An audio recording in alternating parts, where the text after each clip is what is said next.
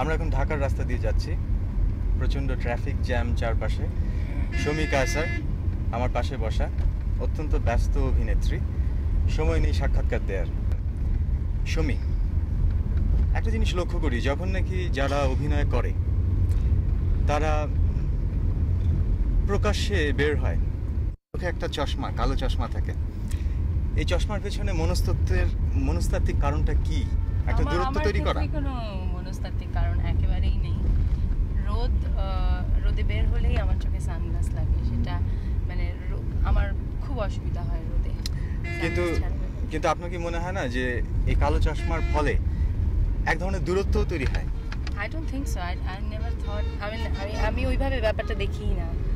It's like for me it's not a fashion, it's a necessity, because when I'm going out I need it.